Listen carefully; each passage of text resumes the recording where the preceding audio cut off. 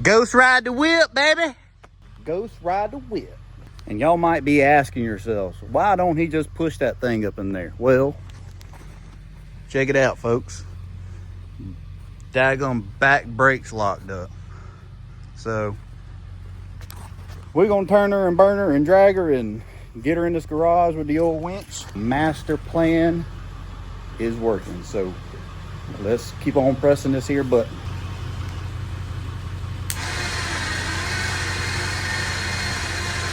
Man, this is actually working great.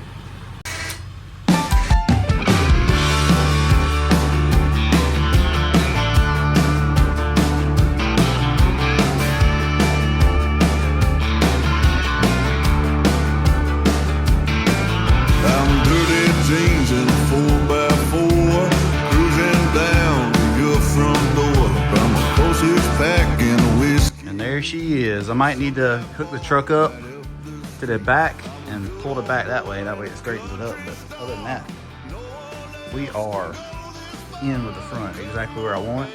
Get that engine and transmission out of there and start cleaning some engine bay. Baby, I'm living the life.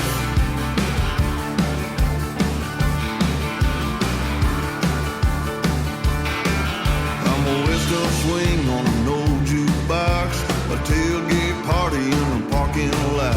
I'm rowdy rough, clean it up, big and grown. I get her done inside the bottom part. I'm a good old boy and a country star. No one else can go this far. Come on, babe, and go with me. Riding high, living free. Don't ask once and don't think twice, 'cause baby, I'm living the life.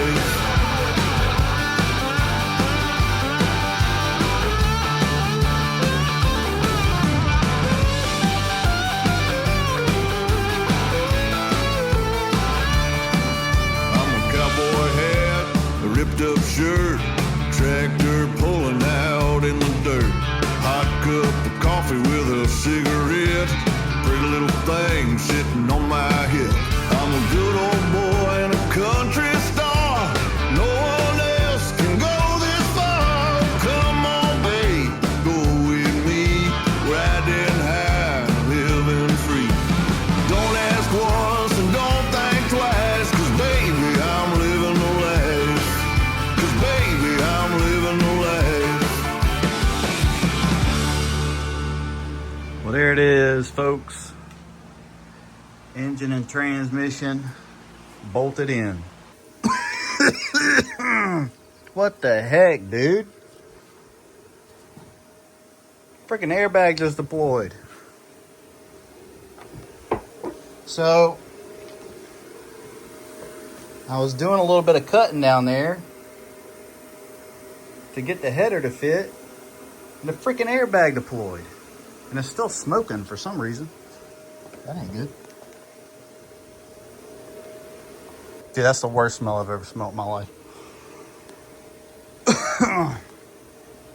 What in the world, dude? Comment down below if you've ever seen that happen.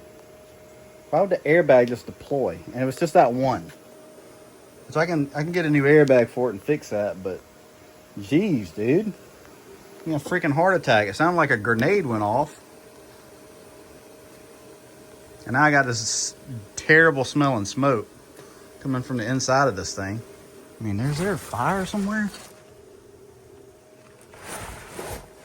Or is that like normal?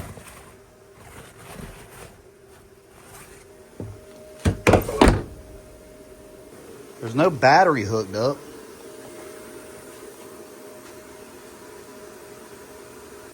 All right, so ended up taking this wheel well off and ended up hammering that header just a little bit for some clearance in the back. And I was able to sneak it in there. I had to cut off this tab. I got the plasma cutter here. You can see the tab sitting over there where it blew it off, but I went and cut that tab. It looks like all that's for is one bolt for this metal wheel well, which will not affect anything other than that. And now that header will bolt up and it actually drops down pretty nice. So I'm gonna go ahead and get this side bolted up, and then I'll go ahead and start working on the other side.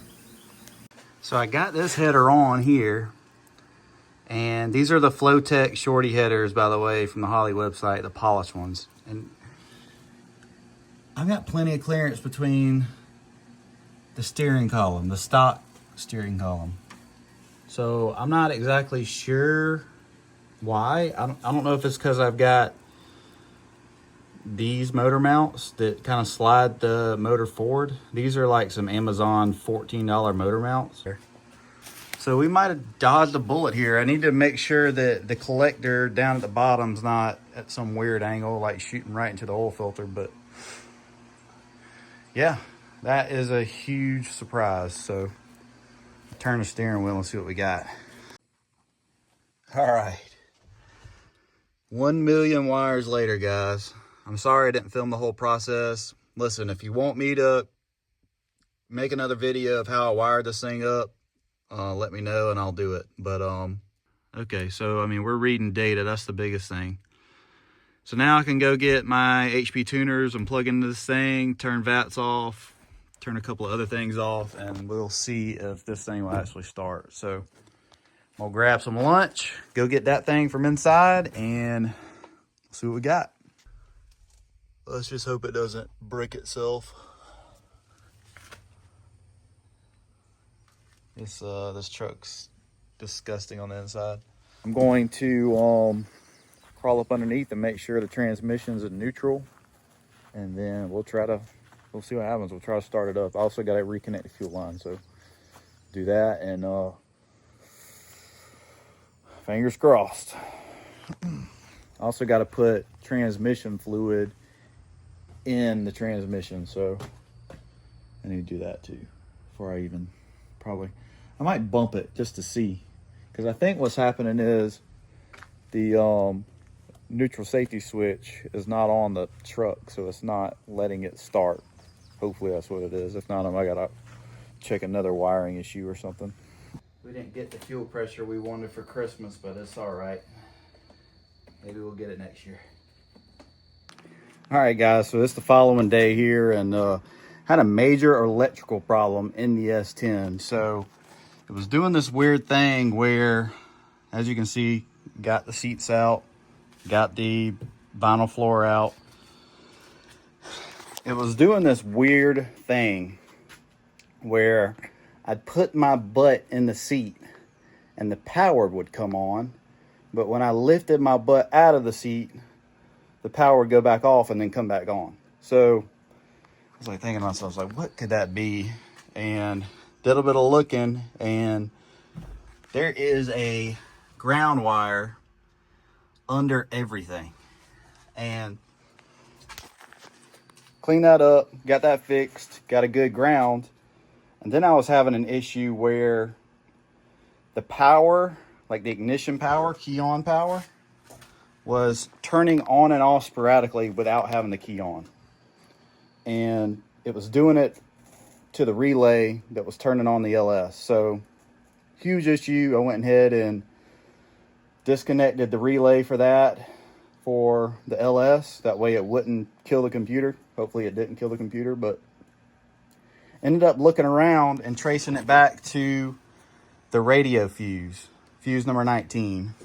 And there's actually two 12-volt constant powers that come out of that fuse. One goes to the radio and one goes to the gauge cluster.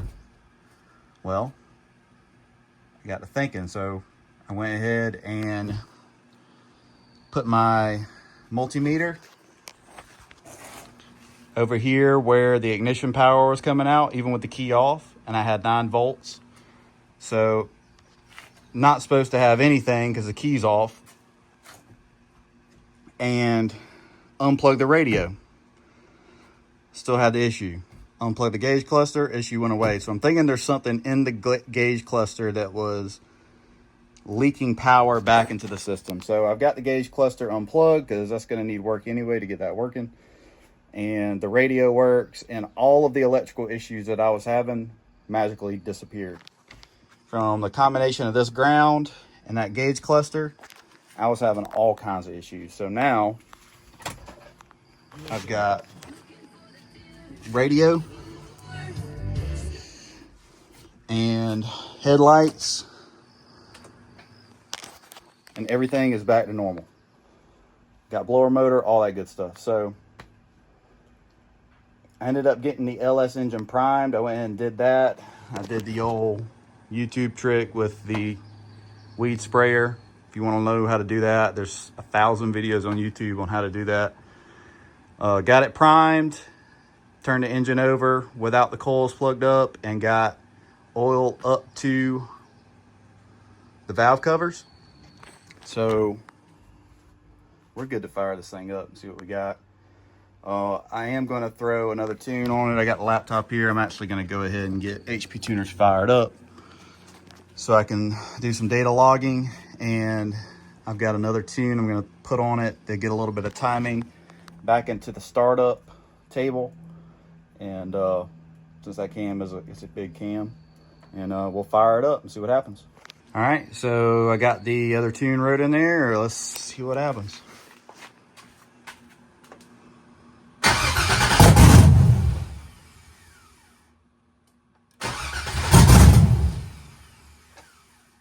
Come on, Betsy.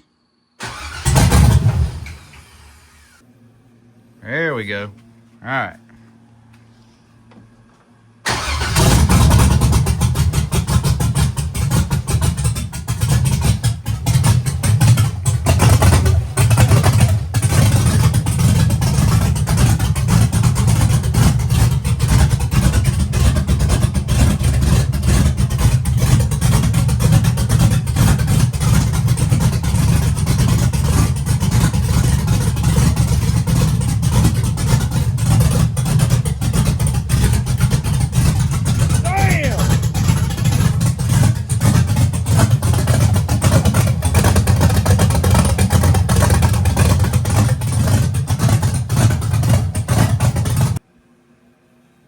Could probably idle that up, to be honest with me. We could probably idle that up just like her.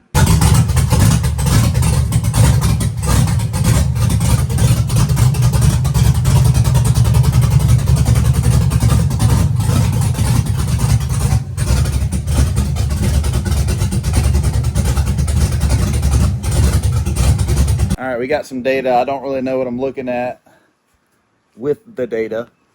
I'm kind of a carburetor guy myself, but yeah, so we got some squiggly lines here. Whenever I hit the gas pedal, it looks like the timing actually just freaking fell off all the way.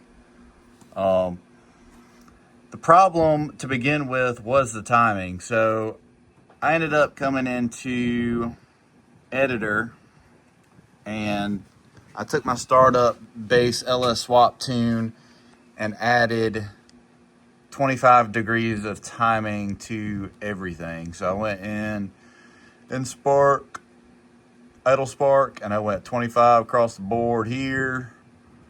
Let's see, I went in drive, even though there is no in drive.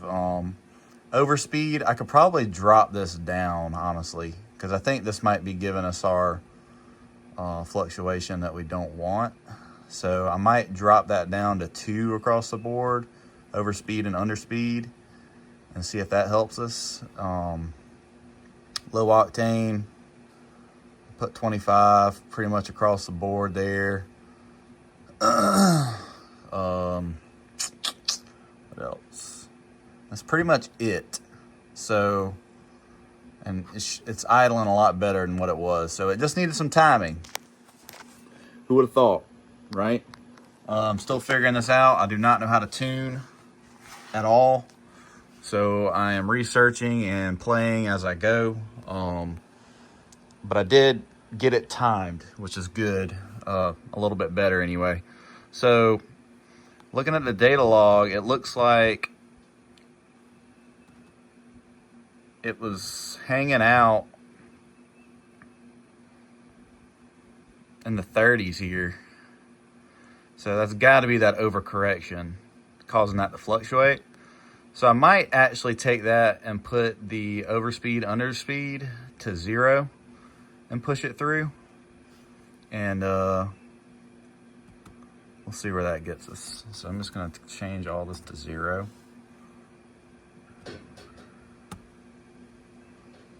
That way we have no fluctuation on that part.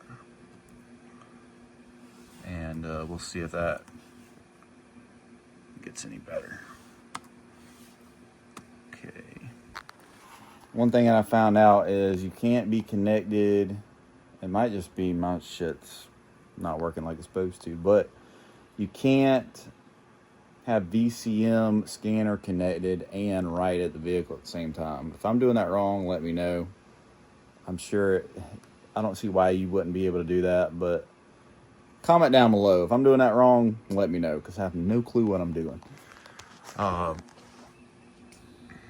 So we'll write that, and we'll see if our VCM scanner, our timing advance, actually stops fluctuating. So good there. We'll start scanning, and we'll actually look and see if our spark stops fluctuating.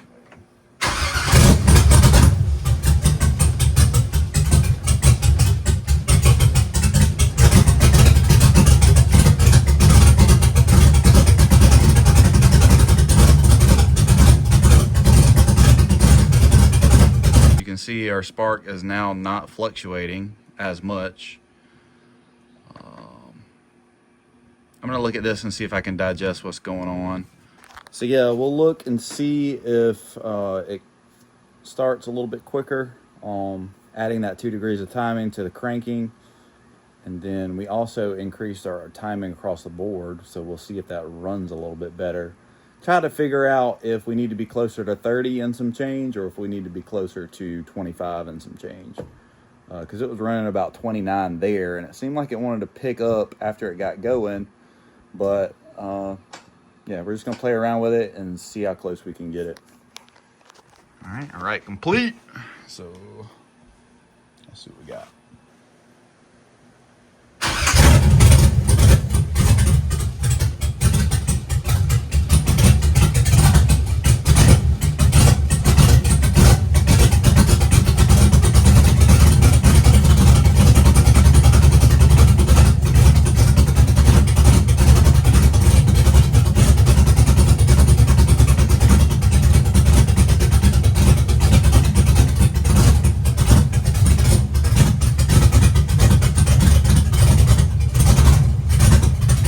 Start up seemed like it was perfect at 18 degrees.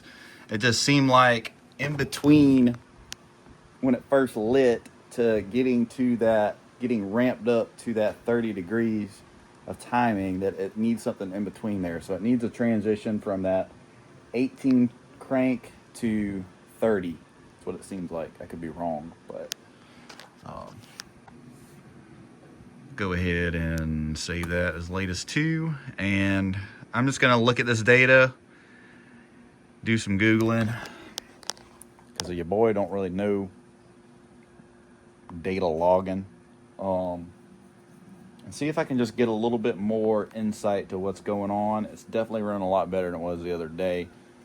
Don't have a water pump or anything on this engine, so we're sitting at 138. That's all I'm gonna do right now.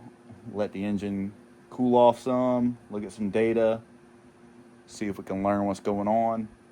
We'll go from there. Good morning, y'all. So it's a couple days later, and I decided to go ahead and throw on some temporary exhaust. That's just like some flexible exhaust. You can get it for the diameter of your outlet pipe and slide it on, and then throw a hose clamp on there. And you've got some temporary exhaust there to where your O2 sensors aren't grabbing fresh air with open headers. So after doing that, I was able to turn on long-term and short-term fuel trims and get the fueling dialed in, see where the fueling was at. And this thing is running so much better. You can just smell it. It's idling healthier, and it sounds so much better. So with that being said, as you can see, we got our long terms here, and these were actually hanging around neg 18 maxing out until I went through a couple iterations and brought this down. You can see this is running a little bit lean here. The short terms are showing pretty lean for the most part, but I'm going to add a little bit more fuel to it, and I'd rather it run a little bit rich than a little bit lean, but this is pretty much what we've got.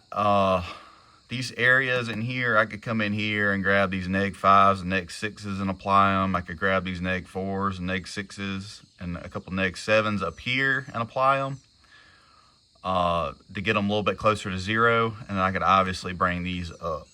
So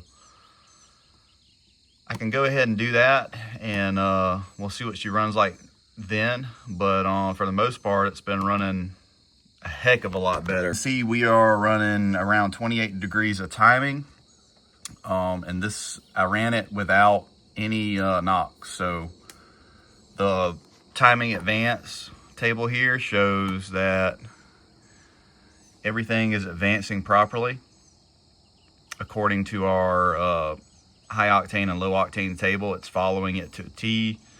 And if we come over here to not retard, we're not getting any knocks. So it's not out at all. We could probably add advance here to get more power out of it, but I'd rather get the vehicle driving before I do that. So there's some work that needs to be done to do that. I need to get the drive shaft squared away, get it up, and get the shifter in here. There's some work that needs to be done there to get the shifter installed, and a couple other things. I need to make sure the brakes are sufficient enough to drive this car on the road. But as far as the engine and the way it's running, we're good. I obviously need to get the alternator and radiator and all that good stuff on the front of the engine before we can drive it. So that's one thing. But I mean, as of right now, let's fire this thing up and I'll show you how it's idle. All right, got our scanner hooked up. I'm gonna head over to long terms, and I didn't make any changes. I'm just curious to see if it runs the same as it did yesterday, because one of my exhaust pipes did fall off yesterday while it was idling. So let's fire this thing up, see what we got. You can see engine coolant temp, 75 degrees. I got oil pressure, the oil pressure here. We were getting about 65, 75 pounds of oil pressure at idle, which is good. Your boy can still build an engine apparently. So let's get this thing fired up.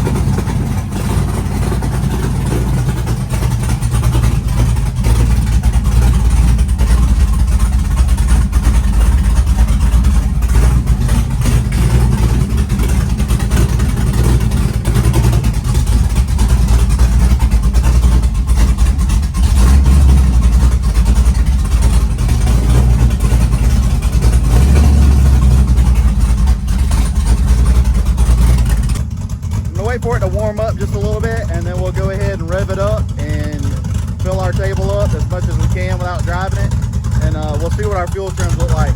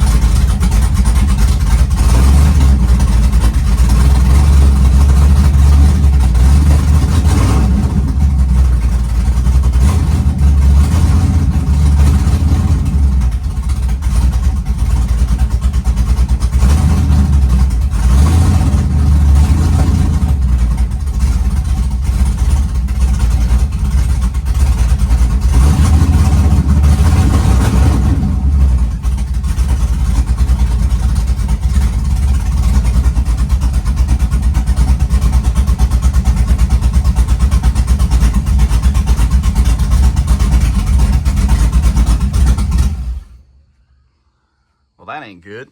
So we're actually really lean now. Huh. And just yesterday we were, I'm glad I didn't pull any more fuel out. So I need to actually add more fuel back in. Interesting. Huh. Wonder why that was. All right, as you can see, it's starting to come down slowly. Look at our lows there, pulling it out.